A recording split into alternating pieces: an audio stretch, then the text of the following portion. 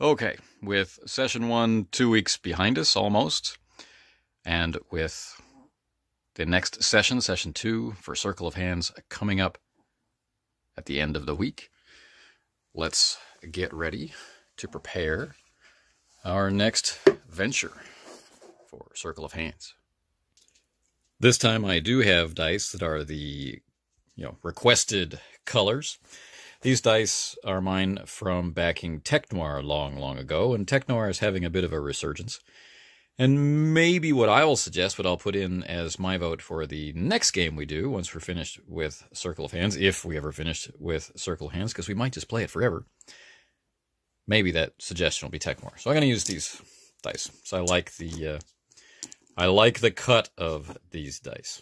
As we mentioned last time, venture preparation begins on page 54 and runs pretty much all the way through to the end of the Forging Steel chapter. You're not going to need all of it, but you will be able to go through it pretty much in order, with the exception of, as we mentioned last time, that you'll be generating components and elements and ideas here, and then stopping for as long as you need to pause and reflect and put flesh on those bones, and then come back here to make sure that you've got everything organized correctly. So we'll begin with the roll. I only need to roll the 3 dice once, and then I'll use them throughout. So here we have our 3d6, and of course one has to roll out of the shot. There we go. So on the black we have 2, on the white we have 3, and on the red we have 6. So we're going to put that aside. And we're going to put that aside, and we get to start with this one. This will determine what our first component is, and then we're going to add these 2 together, and that will determine what our second component is, and then maybe we'll add in the third. But regardless, this is going to influence our tone, and I already know what this is because it's a maximum roll. It looks very familiar from last time. So we've got a 2, and then we have a 5, and then maybe... Right, we'll add that in. So just move these out of the way, and we'll go back to page 54. Okay, so the first item to be established is location. And if you recall from last time, if each of the numbers indicated on the dice are different, as they are again here, then the location will be in Roll K. And Roll K has, let's say, been the most active in waging its war against black and white magic, and so is among the safer areas. So we won't be in Tamarion, we won't be in Femberga, and we won't be in Spur. The second thing we'll then do is put that location idea in the back of my head.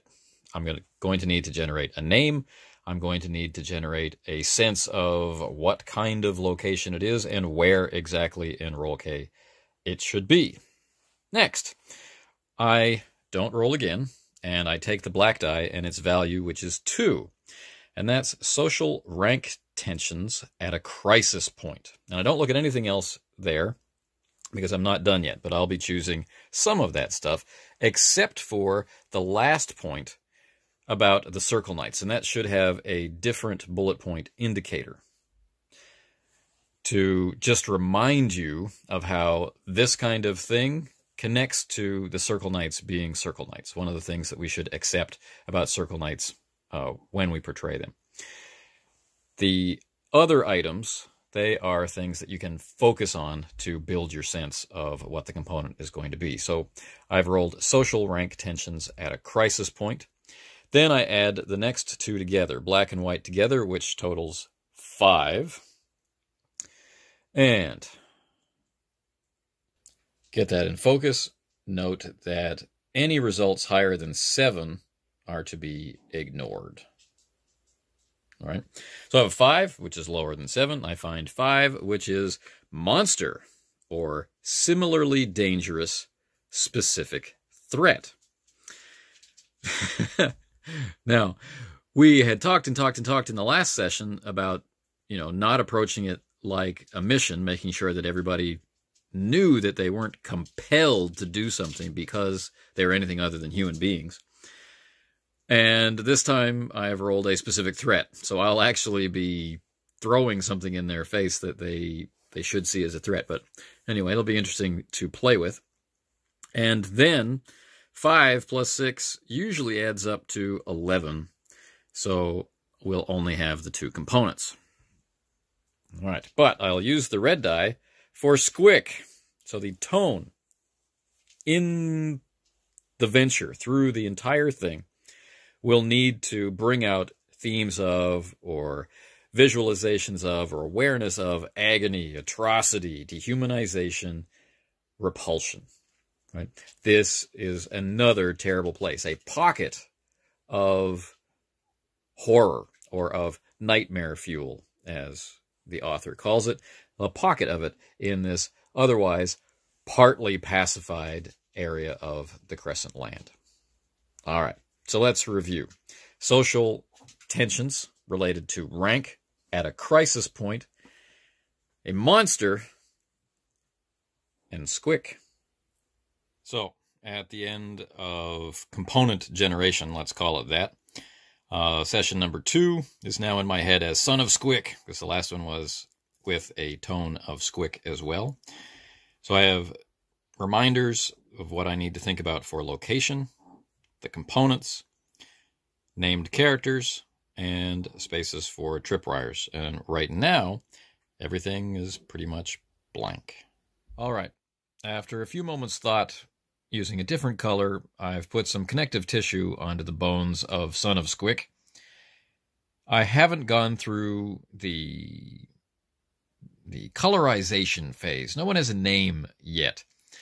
And I haven't gone through the confirmation phase of, am I going to keep this? But as of right now, this is what I think I'm going to do. It's going to be set in Roll-K. As we know, it's going to be a mountain garrison.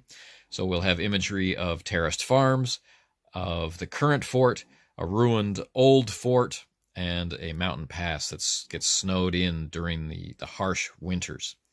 There'll be a division between the garrison itself and the farmers and peasants and freemen of the area. They don't see much of each other during the winters. There's really nothing to do but cower indoors and try and survive off of your stores. But this is a social tension situation, so there's going to be a rank split between the gentry and the certain small number of professionals that they protect and everybody else. The gentry made it through the winter just fine. Nobody else can say that.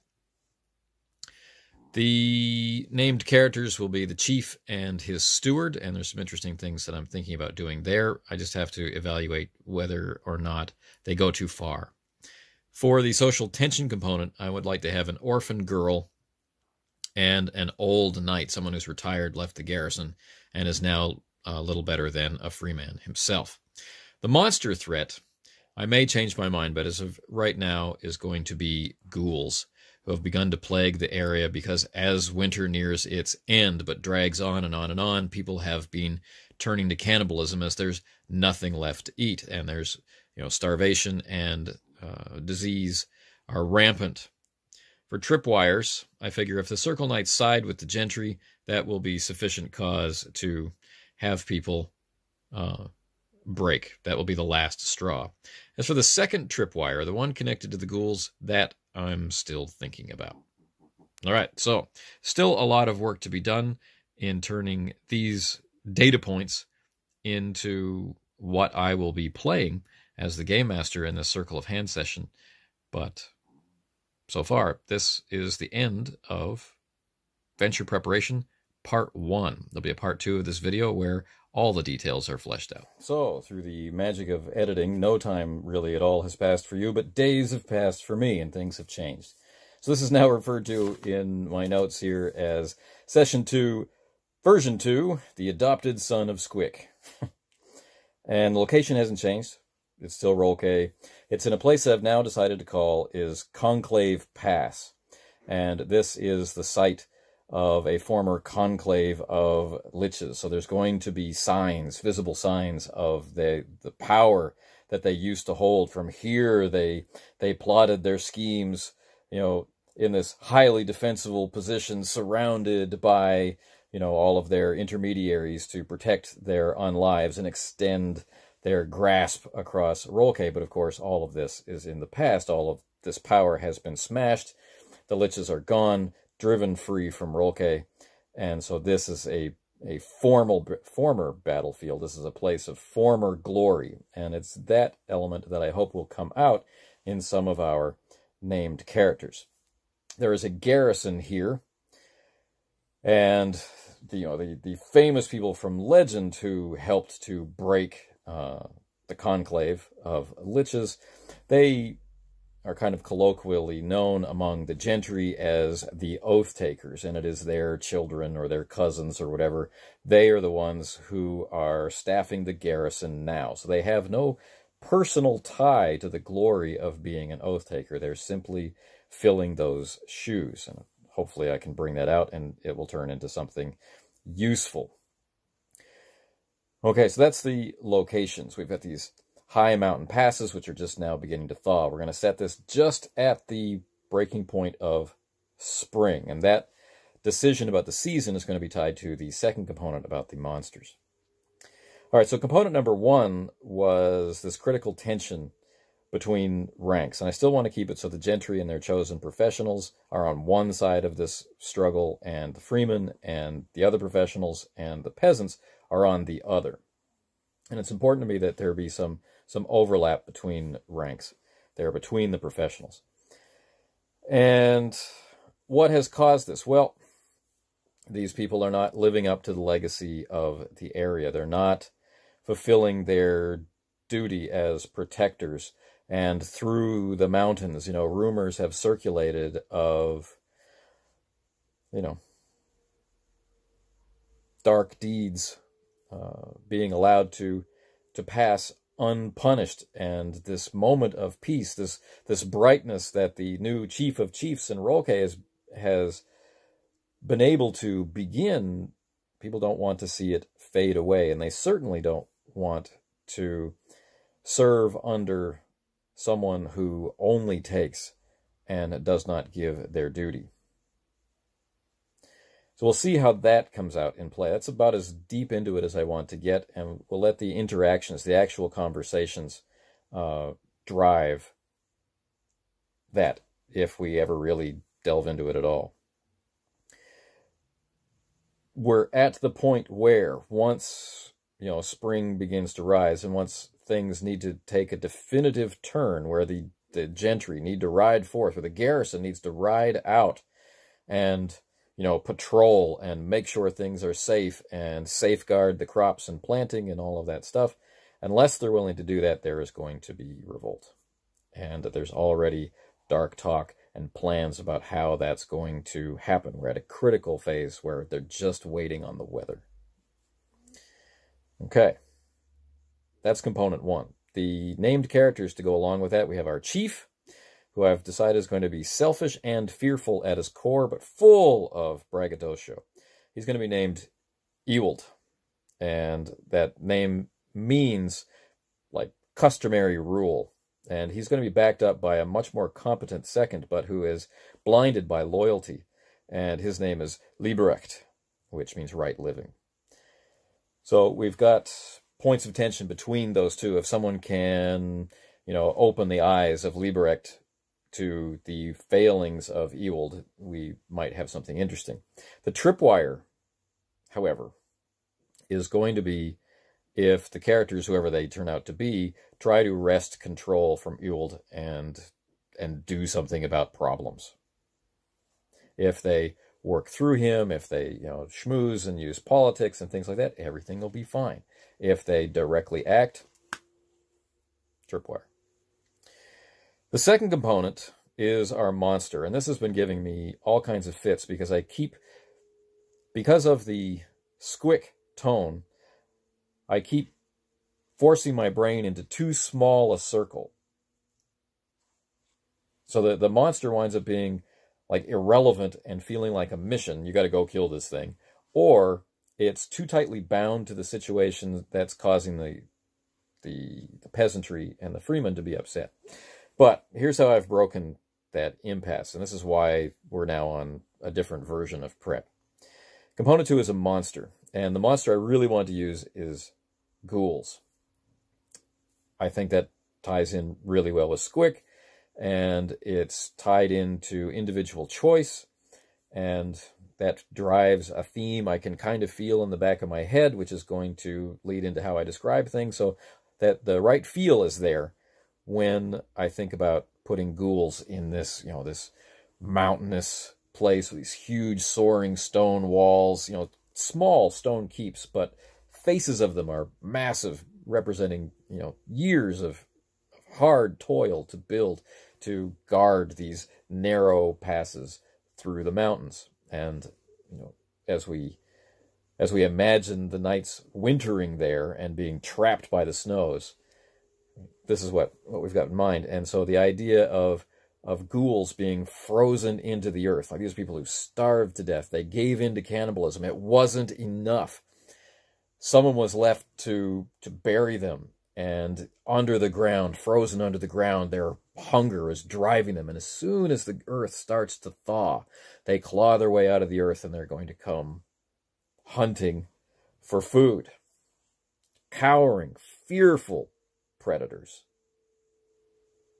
It's perfect. It's a perfect match for this area and the garrison I want to put there. So, what I've decided is that there was a war that took place last summer. That war is just one of the many things which has led to this critical tension which is boiling up in the lower classes, or the lower ranks. Well, who were they fighting with? These were skirmishes. It was over some petty slight, and no one can even remember what caused it. But the end result was that some of the outlying villages, distant from the garrison, but not too distant from the garrison, did not have a sufficient harvest, or any harvest at all. And so, out of sight, out of mind. It's not, this is not my domain. This is not my purview. You got it. So, the ghouls have finished with those places, and there's nothing left to eat. So as the mountain passes open, they're going to come through.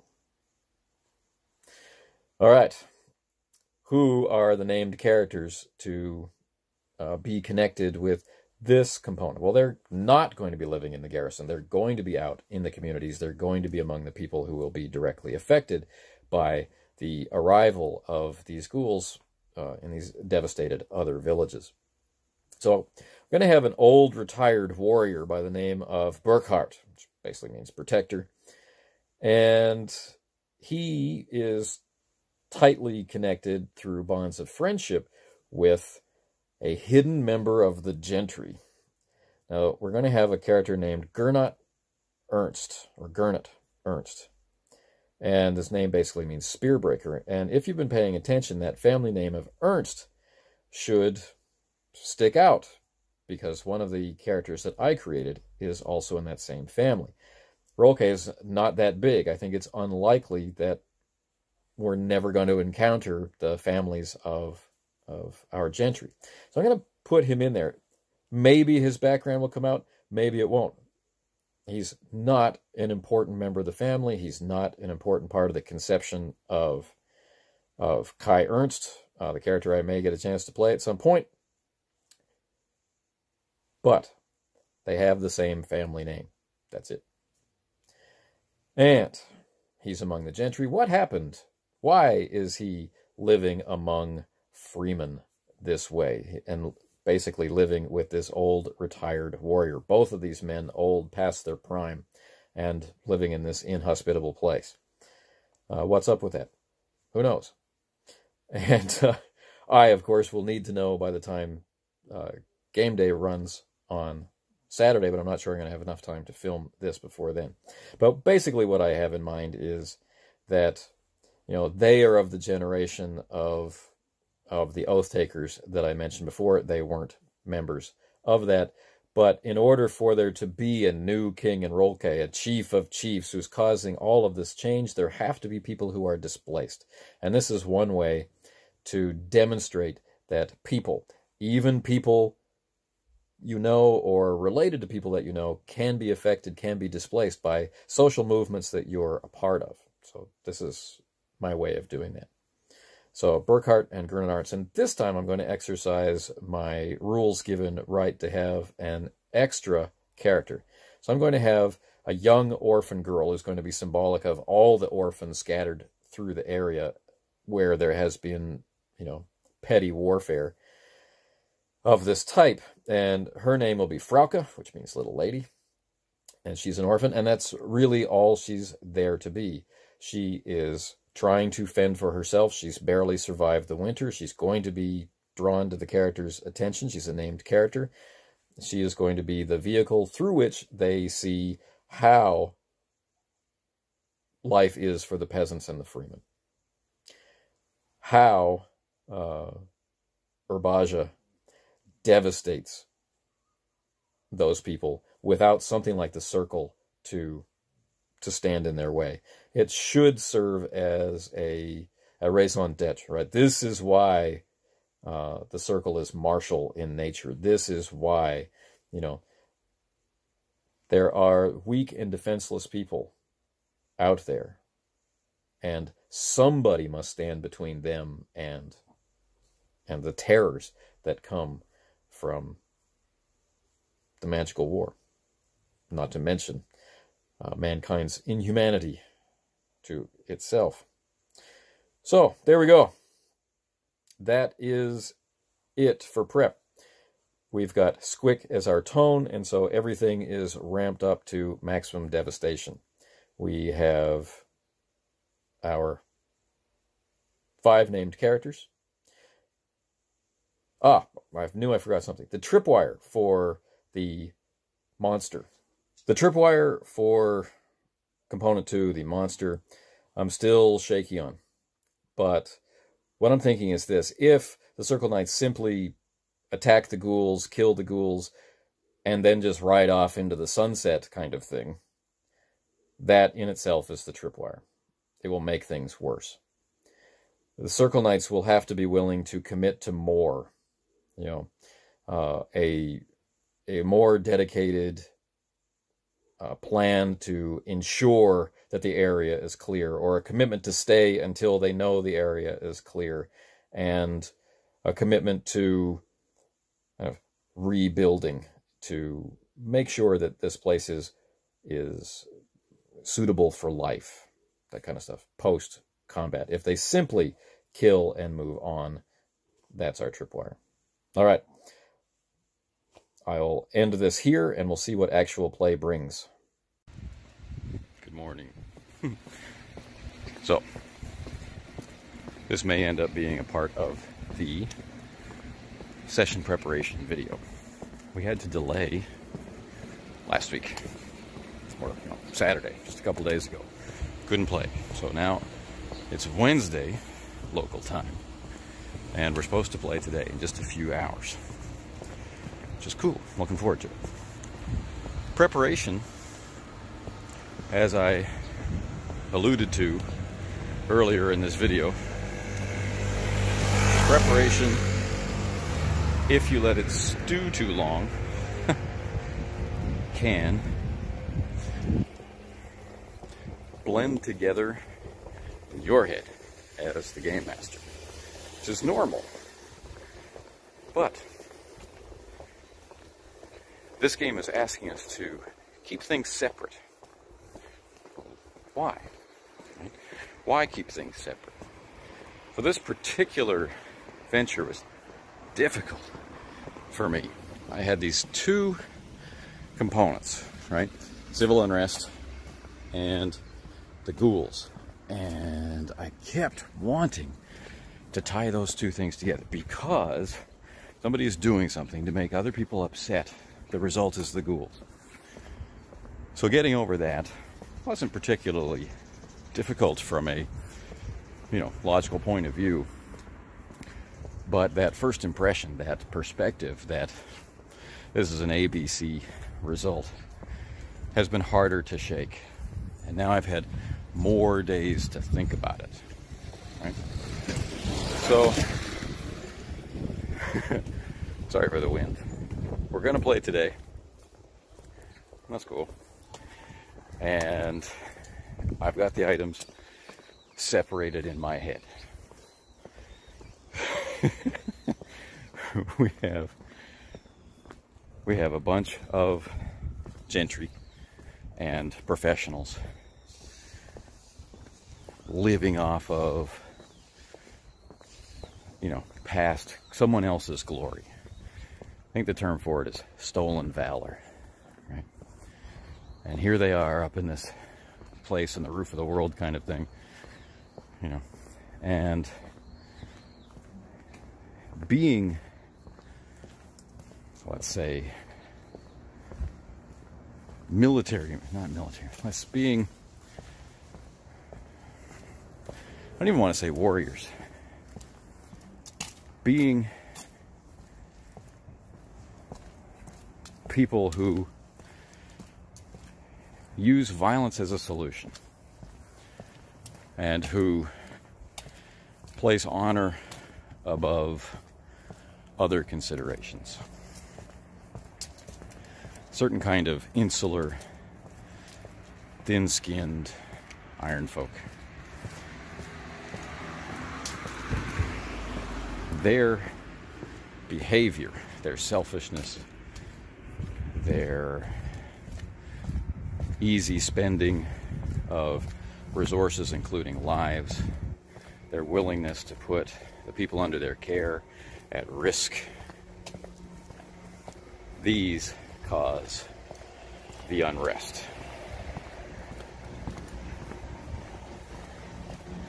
The unrest is the out-of-favor professionals and the freemen and the peasants.